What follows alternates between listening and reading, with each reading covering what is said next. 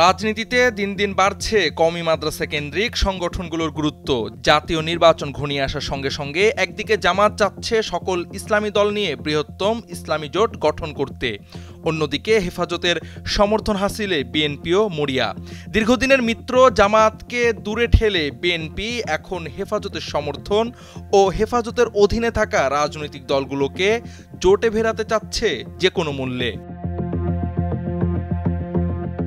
হেফাজত যদিও অরাজনৈতিক সংগঠন, কিন্তু বাস্তবে তাদের রয়েছে দেশের সবচেয়ে বেশি ধর্মীয় অনুসারী। সংগঠনটির দায়িত্বশীলদের উল্লেখযোগ্য অংশ কোনো না কোনো রাজনৈতিক দলের কেন্দ্রীয় নেতা, ফলে তাদের দিকে বিএনপির এই ঝোঁক হঠাৎ নয়, বরং পরিকল্পিত। বিএনপির কেন্দ্রীয় নেতারা এখন নিয়মিত দেখা করছেন, বসছেন হেফাজতের সিনিয়র নেতৃবৃন্দের সাথে। সম্প্রতি হেফাজতের আমির সরাসরি জামাতের বিরুদ্ধে অবস্থান নিয়ে মওদুদীর ভাবাদর্শকে ভ্রান্ত আখ্যা দিয়ে বলেছেন, জামাত সহি ইসলামী দল নয়।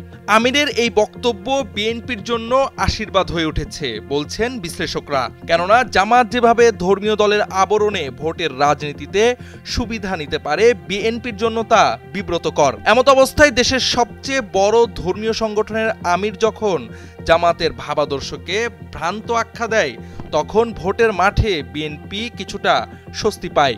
ফলে জামাতের ধর্মীয় রাজনীতির মাধ্যমে অর্জিত বিশাল ভোট ব্যাংক ঠেকাতে হেফাজতই এখন বিএনপির একমাত্র ভরসা। এদিকে বসে নেই জামাতও।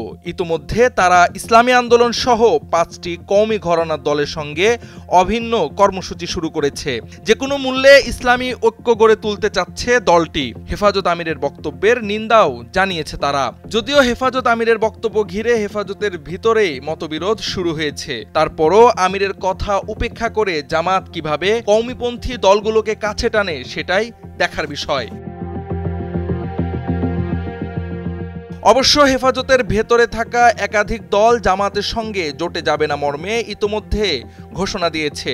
কিছু দল আছে যারা এখনও সিদ্ধান্ত নেয়নি, তবে অতীতে তারা বিএনপির সাথে জোটে থাকায় এবারও সে সম্ভাবনা বাকি রয়েছে। সব মিলিয়ে বলা যায়, নির্বাচনী মাঠে জামাত যেভাবে ইসলামী ঐক্যের নামে কওমিপন্থী দলগুলোকে কাছে নিতে আগ্রহী, ঠিক সেভাবে বিএনপিও চায় না দলগুলো জামাতের সাথে জোটে থাকুক।